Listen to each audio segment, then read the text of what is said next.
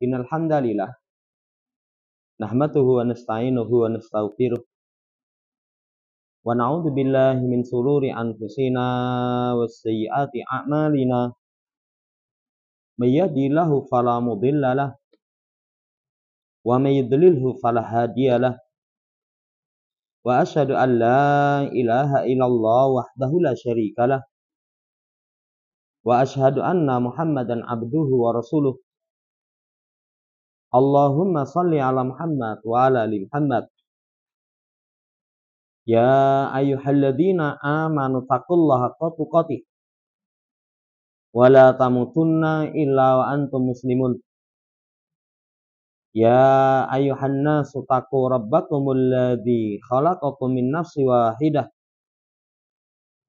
wa khalaqa minha zawjaha wa batha minhuma rijalan katsiran wa nisaa'a wa taqullaha alladzi tasaaluna bihi wal arham innallaha kana 'alaikum raqiba. Ya ayyuhalladzina amanu taqullaha wa qulu qawlan sadida yuslih lakum a'malakum wa yaghfir lakum dzunubakum wa may yuti'illaha wa rasulahu faqad faza fawzan 'azima. Amma ba'd, fa inna asydaqal hadits kitabullah wa khairal hadi hadi Muhammadin sallallahu alaihi wasallam wa syarrul umuri muhdatsatuha fa inna kulla muhdatsatin bid'ah wa kulla bid'atin dhalalah wa kulla dhalalatin finnar. Ma'asyiral muslimin rahimani wa rahimakumullah. Melanjutkan pembacaan Al-Mulakhasu fi syarhi Kitab Tauhid. Masuk dalam bab Maja'a fit Tatayyur. Bab berkaitan dengan tatayur. Tatayur itu atasya'umu bi syai'il mar'i awil masmu awil maklum.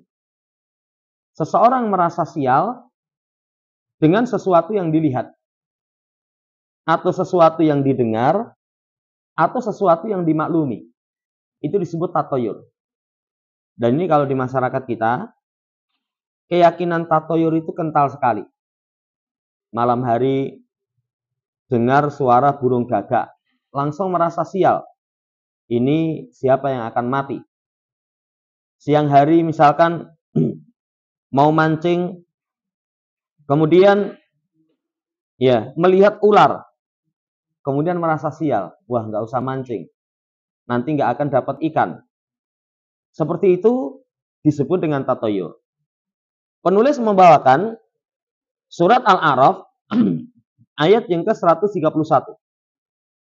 Kata Allah Subhanahu wa taala, "Ala innama ta'iruhum indallah walakinna aktsarahum la ya'lamun." Ketahuilah, hanya saja kesialan mereka itu di sisi Allah. Artinya, kalau seseorang itu sial, itu sudah Allah takdirkan. Sudah Allah takdirkan.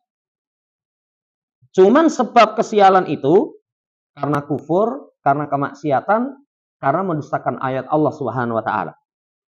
Akan tetapi kebanyakan manusia tidak mengetahui.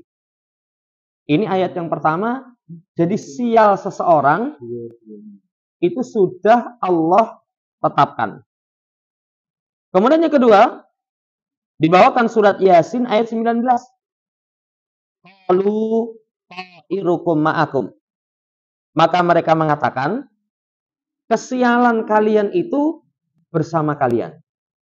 Artinya, dengan sebab perbuatan kalian, kekufuran kalian, penyelisihan kalian kepada orang-orang yang memberikan nasihat, memberikan peringatan. Jamaah hormati, dua ayat ini memberikan kepada kita pelajaran anna tatayura min amalil jahiliyati wal musyrikin. Tatayur itu perilaku orang jahiliyah, orang musyrik. Makanya kalau kita muslim tidak boleh memiliki keyakinan tatayur. Keyakinan khurafat. Khurafat itu meyakini sesuatu yang tidak nyata, hanya sekedar khayalan. Hanya sekedar khayalan.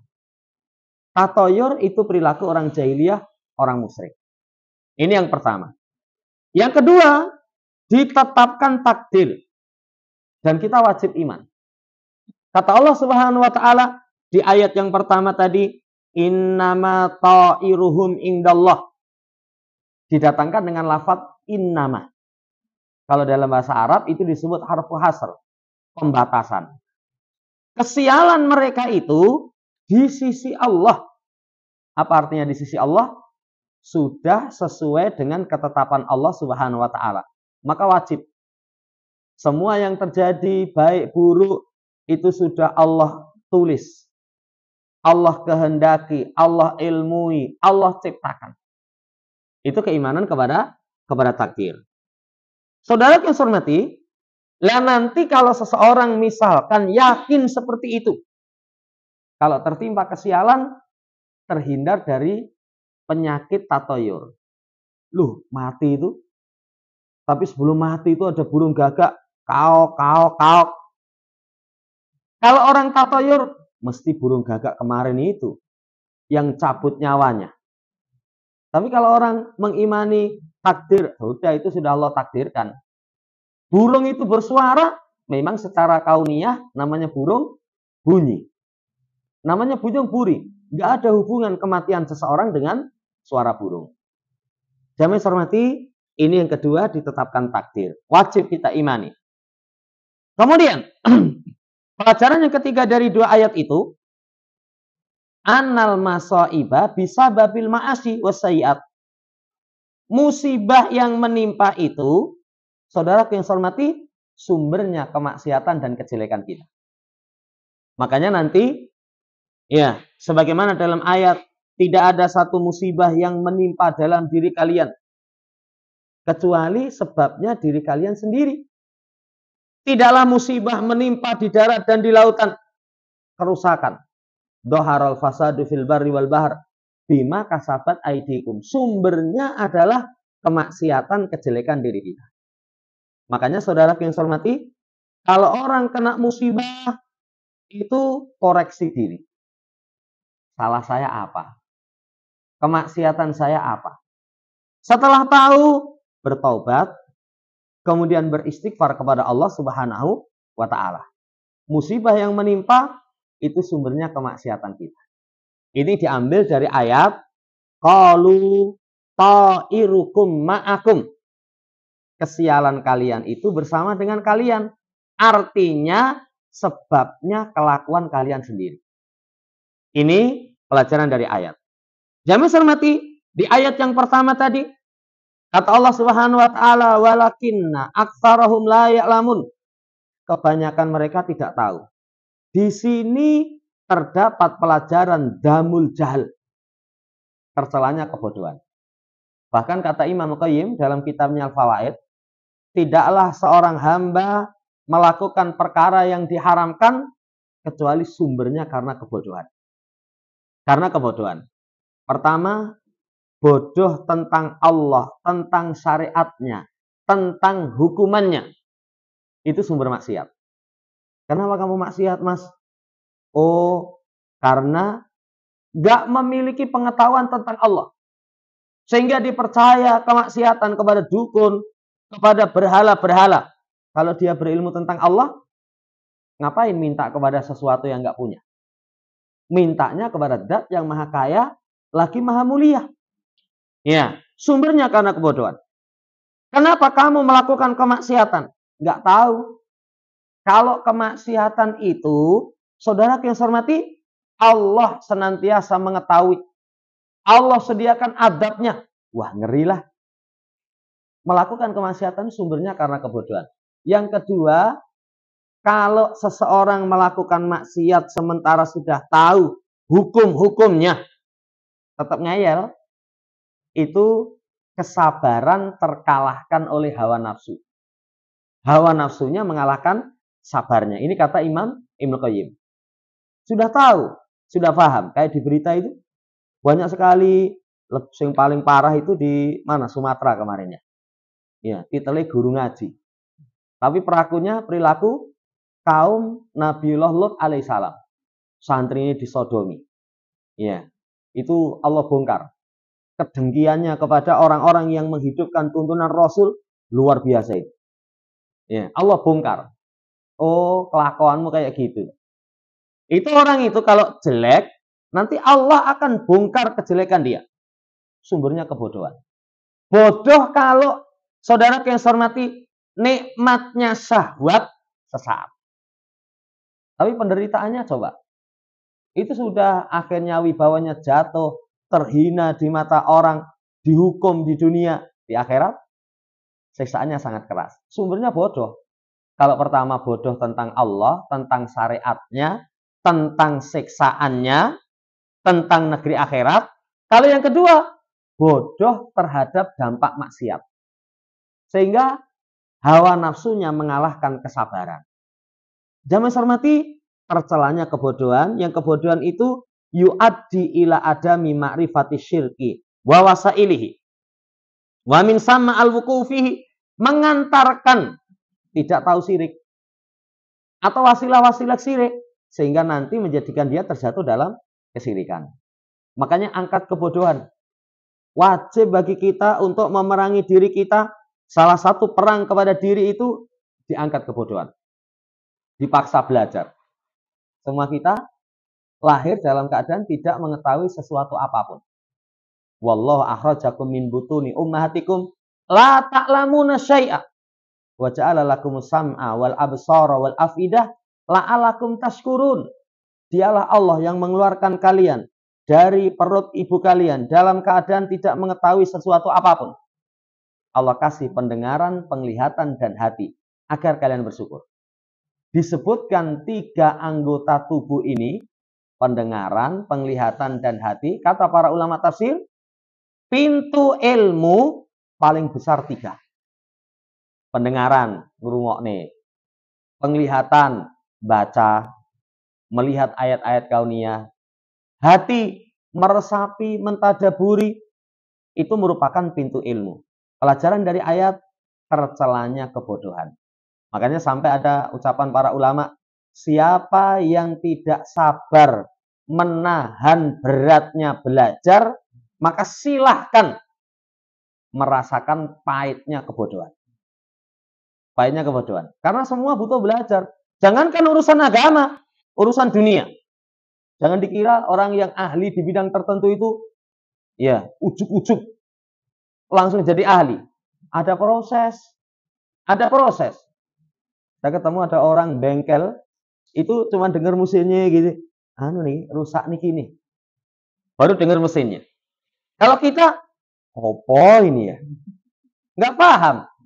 Tapi kemampuan dia menganalisa, cuma ngrungokne gitu. Jangan disangka, oh itu sore belajar, pagi bisa. Tahun-tahunan itu. Itu urusan dunia. Apalagi berkaitan dengan urusan agama. Butuh proses. Ini pelajaran yang keempat. Pelajaran yang kelima, wujubu qabulin nasihat. Nasihat itu wajib diterima. Wajib diterima. Bahkan ciri orang yang baik, itu salah satu sifatnya menerima nasihat. Menerima nasihat. Saudara yang saya hormati, karena nasihat itu fungsinya, kalau para ulama, nasoha, itu makna asalnya adalah menyaring, memisahkan. Atau makna yang kedua, nasoha itu maknanya khoto, menjahit. Kalau ada kain yang berlubang, sarung yang bolong, ingin bisa dipakai, ditambal.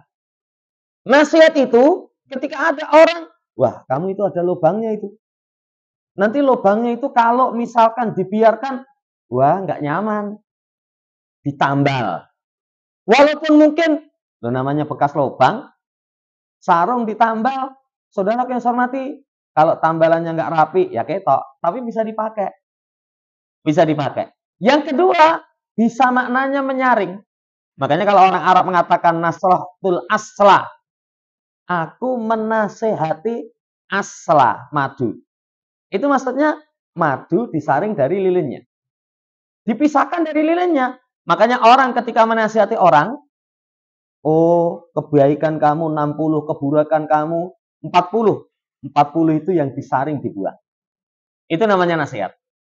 Nah, kalau orang yang nggak paham, kadang memberikan nasihat itu bukan kekurangannya yang dibenahi, tapi nanti kebaikannya malah dihentikan.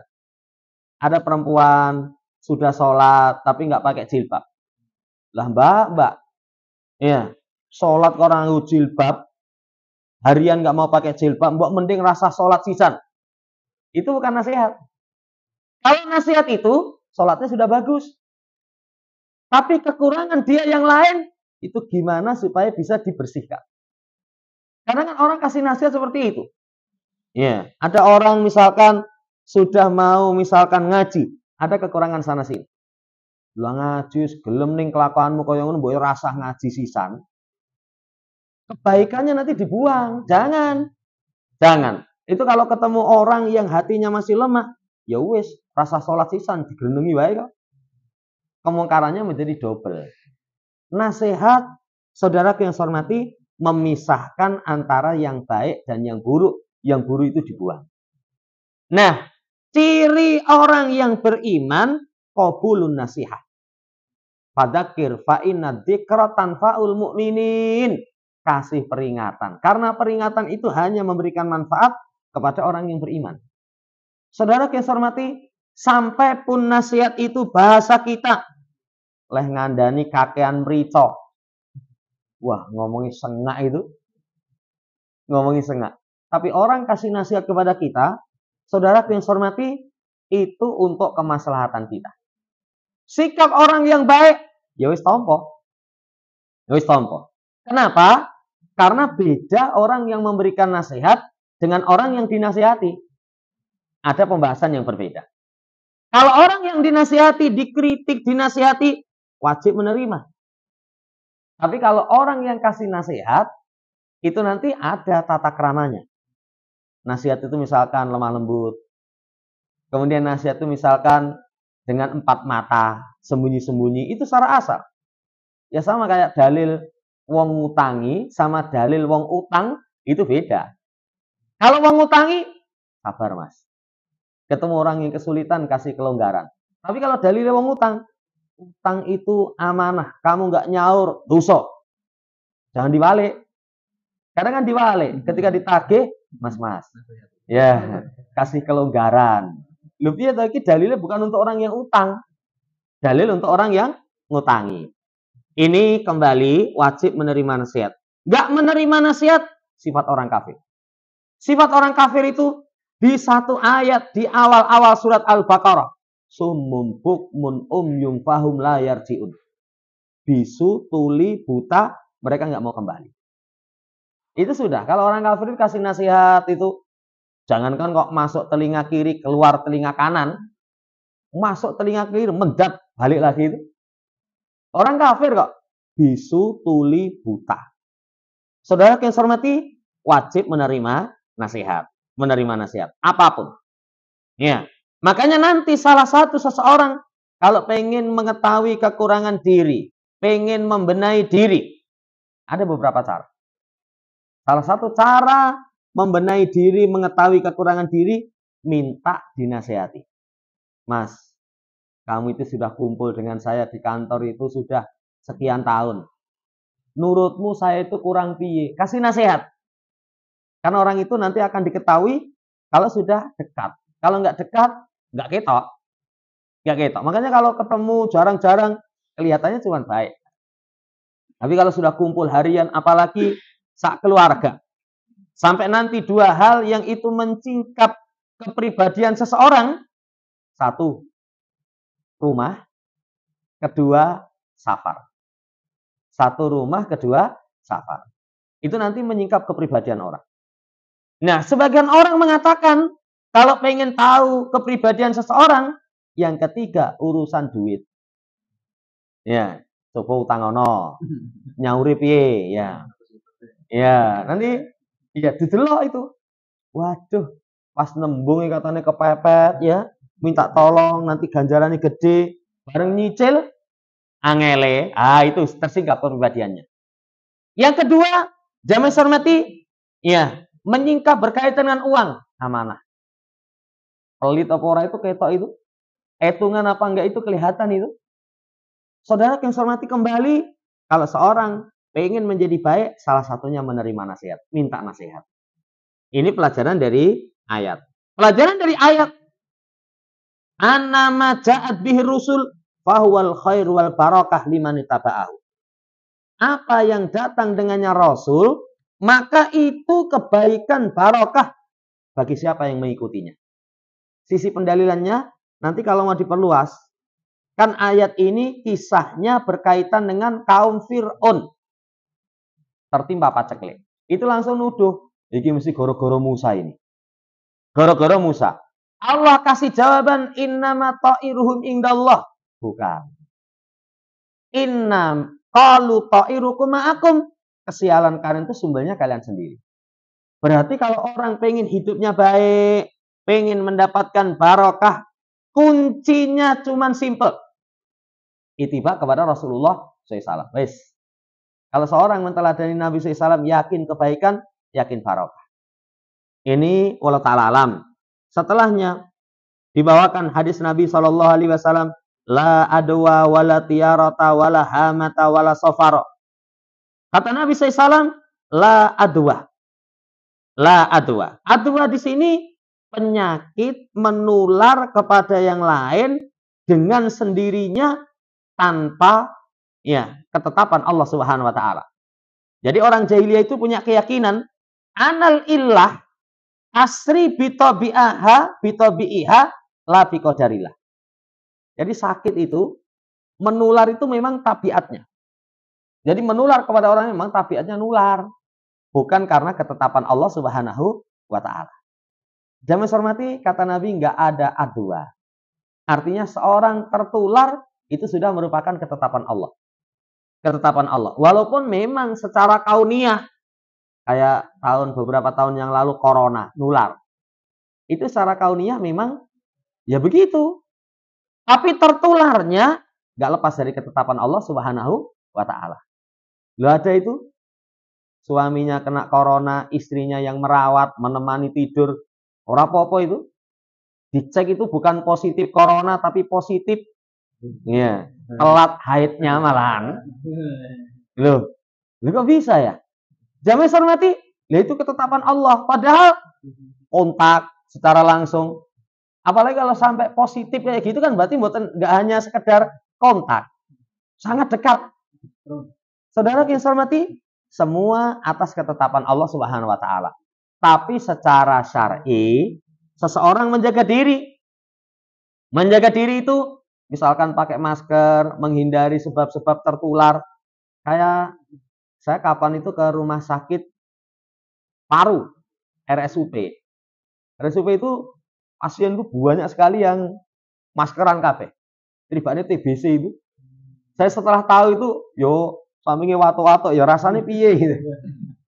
Iya, rasanya piye. Itu salah satunya dengan menahan diri, menjaga diri. Jangan hormati la adwa. Wala tiarata, tidak ada tiarah seseorang sial dengan burung, dengan nama, dengan lafaz, dengan tempat, dengan orang-orang tertentu. Enggak ada. Jadi kalau orang sial itu tadi sudah ditetapkan karena takdir Allah Subhanahu wa taala karena sumber kemaksiatan kita. Wala hamata. Hama itu suara burung. Jadi suara burung, ya, jangan hormati, mereka sial dengannya. Jadi kalau ada suara burung, kalau tempat kita itu burung gagak. Kalau enggak burung gagak, emprit gantil. Emprit gantil itu suaranya kadang ning ati itu kayak mengiris-iris gitu. Kalau orang biasanya, wah ini kalau ada emprit gantil, itu wah ini sapa sing arep mati.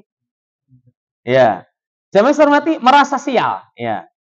Tapi kalau perenjak, wah ini arep menawa tamu sapa ini. Saudara yang hormati, itu hama. Wala sofaro. Sofar itu kalau orang jahiliyah merasa sial dengan bulan. Merasa sial dengan bulan sofar. Jadi kalau bulan sofar itu dianggap nanti sudah sial. Ini para ulama nanti katakan bulan sofar itu mereka merasa sial. Saudara yang hormati, Kalau masyarakat kita sasi suro. Sasi suro. Sasi suro itu yang orang jagung manten, arang ya. Jarang sekali karena diyakini bulan sial. Kemarin ketemu bakul itu, wah sasi suro ini tak eling-eling akhirnya sasi suro itu dodol itu sepi nyenyet. Padahal bukan itu. Kok dora jajan itu ngopo lah bulan Juli. Bulan Juli itu anak-anak nglebokke sekolah. Jajane dirimsik nggo bayar sekolah. Tapi kadang diyakini karena bulannya. Demikian pula dalam riwayat Muslim, wala nau'a wala ghula. La nau'a. Nau itu bintang, nanti akan ada penjelasan. Seseorang sial dengan munculnya bintang ini dan bintang itu. Yang ketiganya wala ghula. Ghula itu sejenis dari jin atau syaitan yang disangka tudilluhum anitorik wa tuhlikuhum.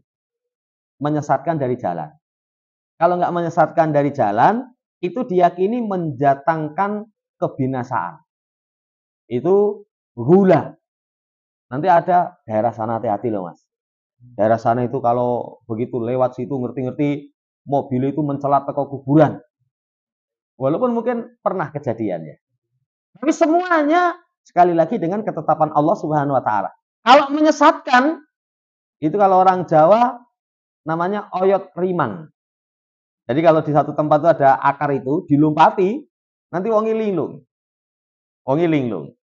Padahal zaman hormati, lu namanya orang bingung itu mungkin saja kok. Mungkin saja. Saya pernah itu berangkat kajian, ya kajiannya 7:30. Saya lewat balai kota. Kan balai kota itu bingung itu. Jadi balai kota Kulondalan, pikiran saya itu tandalan. Kok balai kotanya pindah tandalan. Saya cuma feeling aja, berarti kalau dulu balai kota itu Kulondalan terus ambil ngitan. Akhirnya setelah agak ke sana, oh ingat. Saudara yang saya hormati, ini kata Nabi Shallallahu Alaihi Wasallam. Hadis ini pelajarannya batalnya tiarah. Seseorang tidak boleh punya keyakinan tiarah. Yang kedua, batalnya keyakinan orang jahiliyah. Penyakit itu nanti menular tanpa ketetapan Allah, tapi tabiatnya sakit. Pelajaran ketiga, batalnya keyakinan sial dengan suara burung atau dengan shofar. Yang keempat, batalnya keyakinan bintang itu memberikan pengaruh terhadap kejadian di muka bumi. Ya, kemarin sudah dibahas, kalau seorang punya keyakinan bintang itu lebih dari 3, itu 1, sungguh dia telah keliru. Kedua, menyia-nyiakan bagian di akhirat. Ketiga, dia telah membebani sesuatu yang tanpa ilmu. Rugi. Karena fungsi bintang itu cuma 3. Hiasan langit, kemudian pelempar syaitan, kemudian penunjuk arah. Nah, ini pelajaran dari hadis. Pelajarannya kelima, batalnya keyakinan jahiliyah berkaitan dengan hilan. Hilan itu jin yang menyesatkan. Jin yang menyesatkan.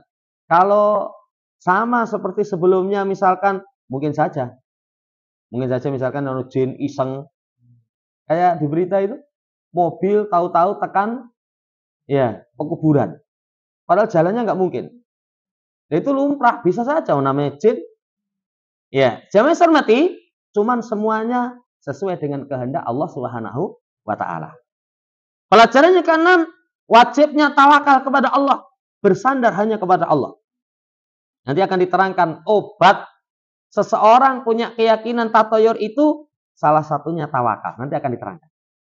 Pelajarannya ketujuh, penerapan tauhid itu waspada dari wasilah yang mengantarkan kepada syirik. Khurafat itu wasilah yang mengantarkan kepada syirik. Tatoyor itu wasilah yang mengantarkan syirik. Itu harus diwaspadai. Makanya indahnya Islam. Islam itu kalau melarang sesuatu, semua sarana yang mengantarkan kepada larangan nggak boleh. Tidak diperbolehkan. Beda kalau aturan manusia ya. Aturan manusia itu misalkan, jangan ada pelecehan seksual. Tapi wanitanya memakai pakaian di atas dengkul, ora apa-apa. Itu malah ada nilai seni keindahan. Ya, menjadikan mata-mata sehat katanya. Ngawur ya. Jadi kalau zina tidak diperbolehkan, Tapi pintu yang mengantarkan kepada zina dibebaskan. Dibebaskan. Minum-minuman keras, dem-deman. Wah, ini sampah masyarakat. Tinggal pabrik miras, ora popo. Ora popo. Jamaah hormati, itu aturan manusia. Kalau aturan syariat, ketika ada pintu yang haram, wasilahnya haram. Makanya zina haram, mendekati nggak boleh. Wala taqrabu zina. Mendekati nggak boleh. Kenapa mendekati nggak boleh? Semua pintu zina itu sebabnya karena dekat. Sampai ada, kalau Imam Al-Qayyim itu membawakan tentang min akhbari nisa, ada kitab kisah-kisah para wanita. Ada wanita bangsawan, terhormat, cantik, rupawan, tapi berzina dengan budak. Namanya budak itu kalau zaman dahulu, wes, ya namanya budak ya. Kerjanya rekoso, ya, berat, fisiknya jelek, ya. Tapi kenapa bisa terjadi? Karena panjangnya malam, dekatnya bantal. Karena panjangnya malam, dekatnya bantal. Bengi rasa turu klisil, bantali itu onone kuwi berakot sisan akhirnya. Nah ini hati-hati. Syirik apalagi? Semua wasilah syirik nggak diperbolehkan. Karena bahaya daripada kesyirikan. Ini indahnya syariat kita. Kemudian batalnya apa yang dilakukan sebagian manusia, merasa sial dengan warna. Warna diyakini warna sial. Ada di masyarakat kalau takziah warnanya ireng, itu sebagai duka. Nanti ya, kalau misalkan ke pantai jangan pakai warna hijau. Pakai warna hijau. Nanti kalau ke gunung misalkan jangan pakai warna tertentu. Saudara yang saya hormati, keyakinan-keyakinan seperti itu keyakinan yang batil. Keyakinan yang batil. Jangan larang seseorang memakai warna tertentu kecuali ada larangan. Kalau larangan itu misalkan ya warna seperti pakaian rahib Buddha. Karena itu pakai jubah. Ya, jubahnya dengan warna tertentu dengan celupan itu nggak boleh. Itu tidak diperbolehkan menyerupai. Saya pernah dulu pas di bandara Malaysia itu saya pakai jubah, dia juga pakai jubah. Sing beda sepatu karo kaosnya itu. Kalau dia kan sepatunya diurut-urut ini, kayak pendekar kungfu itu. Nah, kita sandalan. Tapi jubahnya, kodoi. Cuman beda warna nih. Dia liatin saya senyum, ya saya biasa baik. Jangan hormati. Kalau pakaian warna dilarang, ya kita jangan. Tapi kalau ada warna yang itu disyariatkan, laki-laki warna putih misalkan bagus, perempuan warna gelap misalkan bagus, itu baru kita terangkan. Tapi jangan ada kesialan dengan warna, nggak ada. Ya, makanya kalau di tempat tertentu di Solo, Kepaten itu genderunya apa? Genderunya apa? Nah, saya sering ke Pleco ini kan, ya menjelang 17-an itu biasanya pasang umbul-umbul. Wah, gendero abang nih. Ribanya bukan Kepaten, umbul-umbul ya. Jangan hormati, kalau tempat yang lain putih misalkan. Jadi nggak ada kesialan dengan warna. Demikian pula kal aswad, kal ahmar, au ba'dil arqam. Kalau warna itu biasanya merah, hitam. Itu dianggap warna yang sial. Atau sebagian nomor-nomor tertentu. Nomor-nomor tertentu. Ada itu orang punya keyakinan enggak? Saya selamanya enggak mau pakai nomor 7. Enggak pakai nomor 7 karena diyakini sial. Ya, nomor itu pokoknya harus 8. 8 itu bukan nomor yang rendah, bukan nomor yang paling unggul. Saya pengennya seperti itu misalkan. Nomor, saudara yang saya hormati, diyakini itu sial, itu merupakan perkara yang batil. Perkara yang batil. Enggak ada nomor-nomor sial. Enggak ada nomor-nomor sial. Kalau orang awam, itu piye? Kayak keuangan kamu, wah sini jebol terus itu. Lah nomor HP-mu piro? Lah ini. Gue ganti nomor cantik ini. Nomormu itu nomor elek katanya. Keyakinan sial dengan nomor. Nah, seperti ini batil. Demikian pula dengan nama. Kalau orang dahulu, orang kejawen, kasih nama anak loro-loronan. Ya, kabutan jeneng ini. Kabutan jeneng ini ganti nama yang lain. Sampai di tempat itu ada orang namanya elek banget. Sebelumnya namanya bagus. Tapi itu tadi, ketika punya nama ini siar, loro-loronan terus akhirnya diganti namanya. Wah, baru diganti namanya waras itu. Tapi namanya nggak cocok. Jenengnya siapa tuh? Cikra. Cikra itu alat untuk mengutin sampah. Ambilin sampah. Coba. Ini nama. Atau sebagian orang. Saudara yang saya hormati, sebagian orang wadawil ahad, orang-orang yang memiliki cacat fisik. Kadang orang kalau melihat orang yang cacat fisiknya mau bepergian, ngetok ke kendaraan, begitu kendaraan keluar dari pintu gerbang, sing lewat orang yang cacat fisiknya. Kemudian langsung ngomong, ayo ras dulu ngomong, ngopo? Lagi baru keluar ketemu rupanya elek kaya ngono. Itu kemudian diyakini sial. Itu semua keyakinan batil. Keyakinan batil. Saudara yang saya hormati, ini ayat dan hadis menjelaskan tentang keyakinan tiara itu batil. Lah sekarang solusinya. Nabi SAW berkata, la adwa wala tiarata wa yu'jibunil fa'lu. Qalu wa mal fa'lu? Qala al kalimatu thayyibah. Kata Nabi, enggak ada adwa, sudah kita terangkan, enggak ada tiarah. Yang menjadikan beliau suka itu al-fa'lu. Al-fa'lu itu optimis, pikirannya positif. Yang ketiga, husnudzon kepada Allah. Itu al-fa'lu.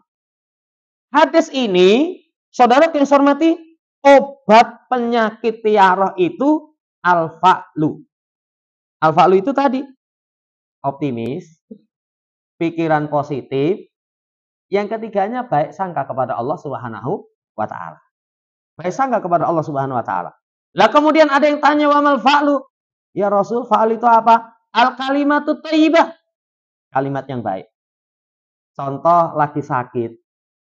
Rasakan berat sekali ada orang jenguk. Kita waras no. Wah, orang rasa kayak Mas. Ya. Tapi kalimat kita waras itu langsung muncul optimis. Kita mari. Itu namanya al-fa'lu. Al-fa'lu. Bedanya dengan orang awam. Kalau orang awam itu terkena penyakit tiarah, saudara yang saya hormati, pesimis. Nanti akan ada pembahasan, orang pesimis itu termasuk terjatuh salah satu dari dosa besar. Kan orang itu kalau dapat nikmat, ujiannya merasa aman dari makar Allah. Makar Allah itu istidrat. Dikasih kenikmatan, tapi terus maksiat. Merasa dimuliakan. Yang kedua, orang itu ketika susah, ujiannya al-ya'su min rahillah. Al-kunutu min rahmatillah. Putus asa dari rahmat Allah. Kena penyakit, itu sing dealing cuman kain kafan wae itu. Nah, kita ora suwe. Ya. Wae ketemu sing wong tilik ya, wong ora mudeng tuntunan ketika menjeng orang sakit, bener kowe iki. Kita ora suwe ndang mati kowe iki. La ilaha illallah terus nanti ben husnul khotimah. Padahal kalau menjeng orang sakit itu kan di semangat harapannya dikuatkan. Walaupun dia ngomong kita enggak suwe, sapa ngomong enggak suwe. Siapa bilang enggak lama? Lalu saya lihat orang sakit wis warah, itu sehatnya banyak itu. Kemarin saya lihat jamaah itu ada sakit di rumah sakit itu wis pokoknya orang anggap ini karek nunggu awan sore. Saya itu tahu-tahu ditelepon wis pokoknya ndang rene iki.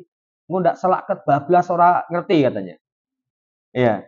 Sampai sana ya wis lah tak dongakne, tak bacakan ayat-ayat ruqyah tak dongakne itu. Setelah itu enggak berapa lama di rumah sakit balik waras itu. Padahal orang mikir paling mati. Nah itu kalau jeng orang sakit dibikin optimis. Rojaknya dikuatkan. Saudara yang saya hormati, Nabi itu yang menjadikan beliau suka al-fa'lu. Kalimat yang baik. Kalimat yang baik. Faedah dari hadis ini, fa'lu itu laisa minat tiaratil manhi anha. Bukan termasuk tiarah yang terlarang. Kemudian fa'lu itu, jangan hormati, kalimat yang baik menjadikan orang optimis. Disyariatkan baik sangka kepada Allah. Larangan buruk sangka kepada Allah Subhanahu wa ta'ala. Husnudzon. Kemudian fa'lu itu yakunu fima yasurru, dalam perkara-perkara yang menggembirakan. Semua nanti dilarikan ke sana. Kalau orang Jawa, saya teringat itu kalau orang Jawa nilai wong loro. Sakit. Apa kalimat dia? Sabar nggih Pak, nggih Le, niki nembe didangir. Didangir itu bisa nggak paham. Ya. Karena saya awet cilik itu lungo terus kalau di kampung ternyata didangir itu di Tawangmangu orang tanam jagung. Di usia tertentu, tanahnya itu digemburkan. Tanahnya gemburkan, dipupuk, setelah itu disirami air. Ketika digemburkan itu layu. Tapi nanti tunggu 2 minggu, wah kayak langsung mabul itu. Langsung subur luar biasa. Didangin itu seperti itu. Itu orang optimis.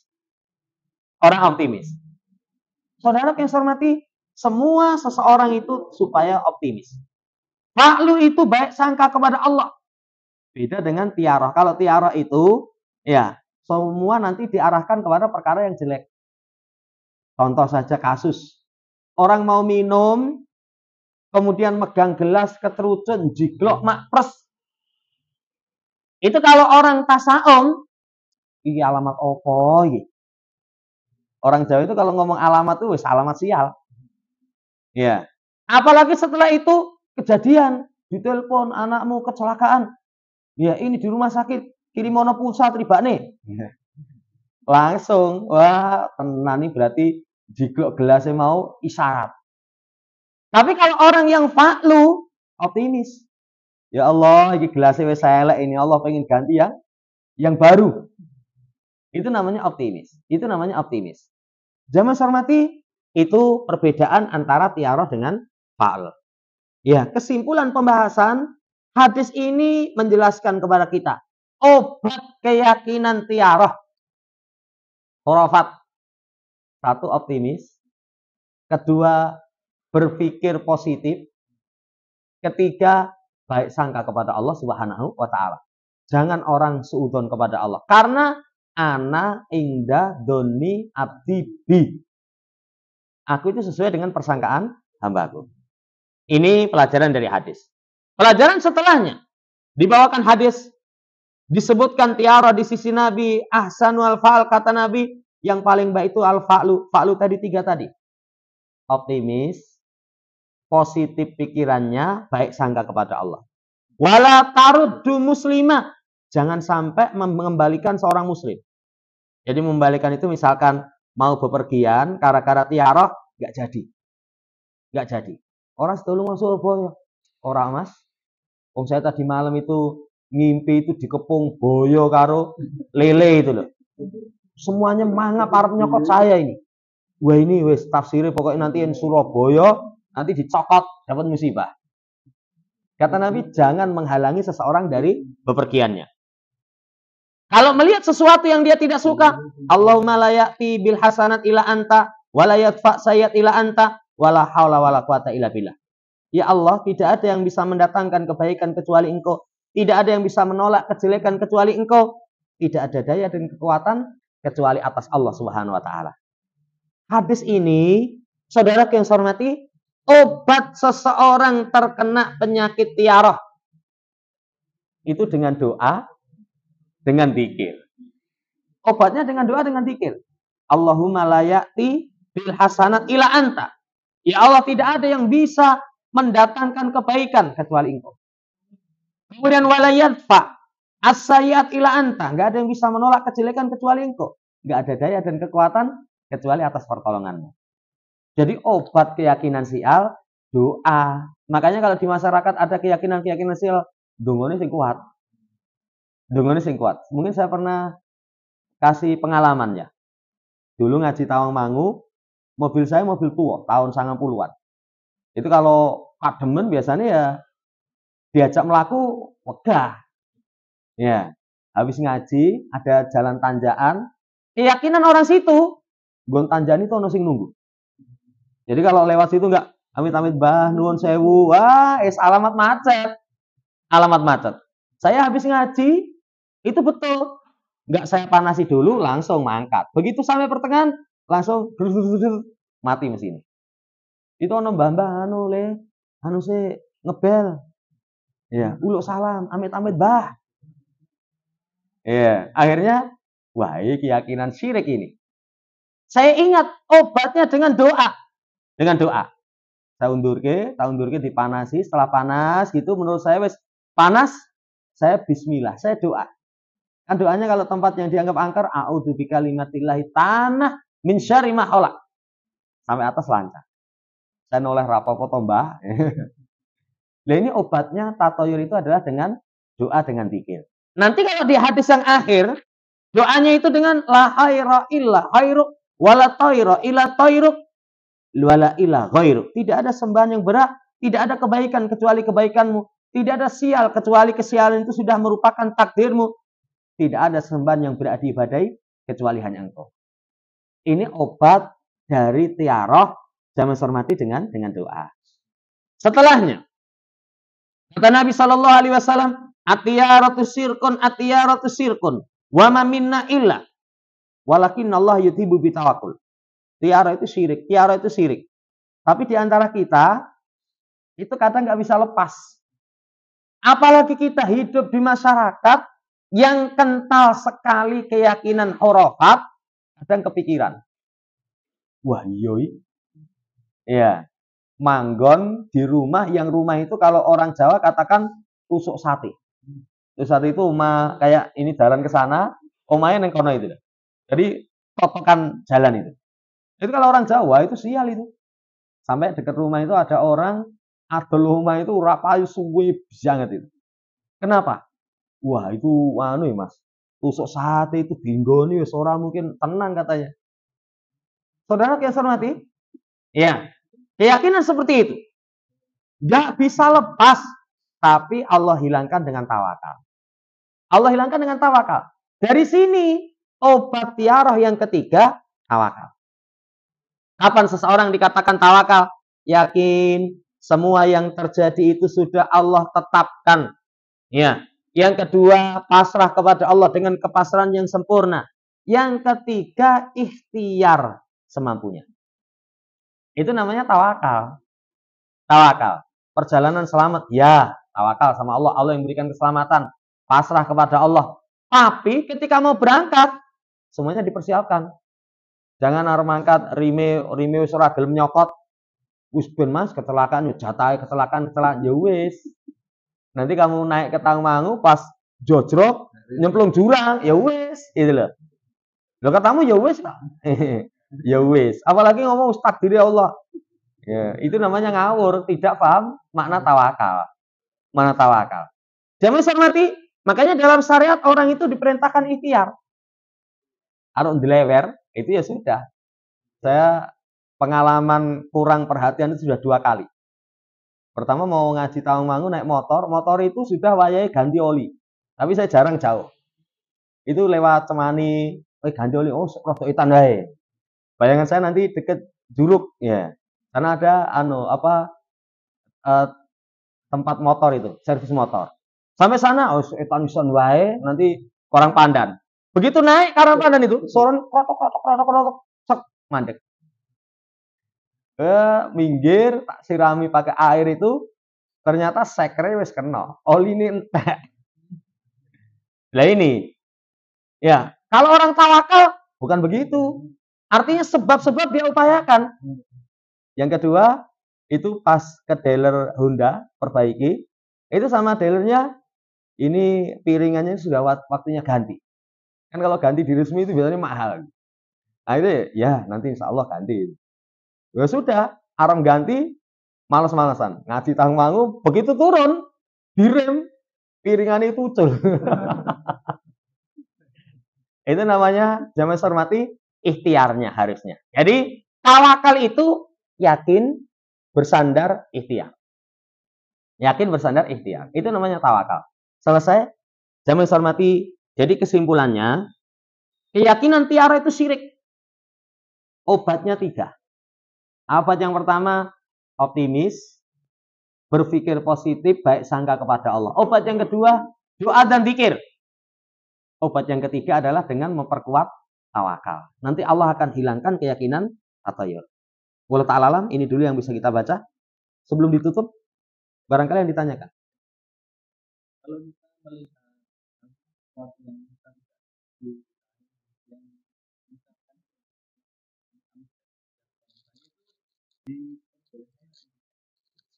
mereka bilang merasa sial karena berbuat dosa angkal kita melihat sesuatu yang tidak halal kemudian di tengah jalan tahu itu apakah Jadi amit-amit jabang bayi. Itu keyakinan khurafat. Kalau dahulu biasanya itu diucapkan oleh orang yang hamil. Kalau hamil ya ngerti wong elek itu amit-amit jabang bayi itu nanti supaya anaknya nggak keturunan elek. Ya, lah pak ibu elek anaknya malah elek itu nanti sudon ya. Dari mana ini? Bukan seperti itu. Jadi kalau melihat perkara yang tidak disukai, itu bisa dengan zikir-zikir doa-doa yang ada tuntunan. Apa zikir doa yang ada tuntunan? Subhanallah. Subhanallah. Perkara yang tidak disukai itu subhanallah. Nabi satu malam pernah bermimpi buruk. Subhanallah. Ya, subhanallah. Itu dengan yang seperti itu. Atau misalkan dengan ta'awud. Melihat perkara yang tidak disukai, khawatir terkena madarat. A'udzubillahi minasyaitonirrajim. Dengan ta'awud. Atau perkara yang tidak disukai itu misalkan musibah atau apa, itu dengan alhamdulillahilladzi afani mimma ibtalaka bi wa fadhalani ala hatsiri min khalaqa tafdila. Segala puji bagi Allah yang menyelamatkanku dari musibah yang menimpamu. Tapi di penjelasan ulama, kalau ini di hadapan orang yang kena musibah, mocone alon-alon. Itu dibahas di Syarah Adabul Mufrad. Ya, kenapa? Karena khawatirnya orang yang kena musibah tersinggung. Wah, aku kena musibah malah alhamdulillah. Nah, itu dengan doa yang seperti itu. Bukan ya amit-amit jawang bayi atau nuwun sewu mbah. Itu nanti isti'adah. Minta tolong kepada selain Allah Subhanahu wa taala. Yang kedua, orang sial karena sebab maksiat itu boleh dia sandarkan seperti itu. Ya, numpak motor ngerti iso nubruk ngarepe piye to, Mas? Lah aku mau nglirik sampingku itu. Lah mbake mosok pakaian tidur digo metu ya. Akhirnya dia ngelirik, setelah itu nabrak ngarepe. Ini astagfirullah, moto. Itu bisa karena sumber kemaksiatan kita. Sumber kemaksiatan kita. Nah ini banyak terjadi. Nah orang buruk sangka ya, punya kedoliman. Saya pernah nemuin ada orang itu kejadiannya begini, di jalan ada orang nggak salah itu karena dia merasa terganggu dipancal. Jadi ada orang naik motor, sebenarnya nggak apa-apa. Cuman karena dia iseng, dipancal tiba. Setelah tiba itu, dia ngebut. Nggak selang berapa lama di tikungan, dia gelasar. Itu boleh dia katakan, oh ini mau dosaku mau. Oh kita pancal itu hati. Mungkin dia mendoakan keburukan. Nah itu bisa. Allah Ta'ala.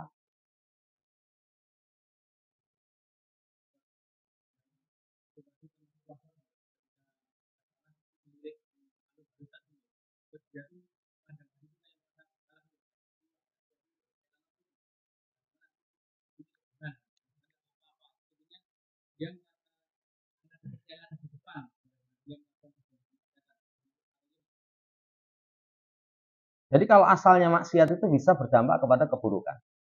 Jangan was-wasnya yang diperkuat. Jangan khaufnya yang dominan, tapi ada rojaknya. Segera nanti istighfar, taubat. Semoga Allah kasih maaf, semoga Allah kasih ampunan. Nanti kalau dominan khaufnya itu rusak. Dan sekte yang menyimpang itu, ketika orang tidak bisa menyeimbangkan antara khauf dan rojak. Kalau nggak salah nanti ada pembahasan. Al-amnu min makrillah wal kunut min rahmatillah. Sekte yang menyimpang itu ada dua, Murji'ah sama Khawarij. Murji'ah itu kuat dominan pengharapan. Sehingga nanti kemaksiatan sebesar apapun, Allah Maha Pengampun, mesti surga gitu lah. Sampai kemaksiatan syirik nggak dipedulikan. Itu Murji'ah. Nah, yang kedua, yang dominan takut itu orang Khawarij. Sama orang Khawarij itu kalau sudah maksiat, neraka ini orang mungkin Allah kasih maaf. Itu orang yang dominan rasa takutnya. Nah kita coba itu. Nanti kalau misalkan punya kemaksiatan, satu sisi baik. Nah kita itu kalau dominan maksiat, saya pernah ketemu ada orang opnam di rumah sakit PKU parah. Asam lambung sampai tingkatan parah. Ternyata asam lambung itu kalau parah, medeni itu. Medeni. Kalau sudah parah itu, wah ngeri ternyata. Ya. Nah itu dia cerita, pas saya jenguk itu, jadi setelah dianalisa itu ketemu penyakitnya. Apa penyakitnya? Pikiran. Dia itu rasa takut terhadap dosanya itu sangat luar biasa. Sampai akhirnya parah. Ya saya sampaikan kalau seperti itu obatnya khaufnya diperkuat. Ya apa rojaknya diperkuat. Wong Allah itu pemaaf kok. Saya sampai ngomong sama dia. Dosamu dengan saya itu kalau hitung-hitungan mungkin akeh saya. Saya itu sehari berapa jam ngomong coba? Ya, mulang neng madrasah nanti di mana-mana. Ya, kalau nggak hati-hati, oh namanya orang bicara kadang kepleset, kadang keliru, kadang keliru. Tapi kalau hanya khauf yang dominan, nanti sudah. Kalau nggak kuat, lambungnya bermasalah. Nggak kuat nanti sini, itu sampai orang kalau kena penyakit asam lambung, kayak semaput nanti pikirannya buruk, terus pengen mati, nanti mati itu mlebu neraka piye, wedi meneh itu. Jadi harus seimbang antara khauf dan roja. Wallahu taala. Cukup? Demikian, kurang dan lebihnya mohon dimaafkan. Subhanakallahumma rabbana bihamdika, asyhadu an la ilaha illa anta, astaghfiruka wa atubu ilaik.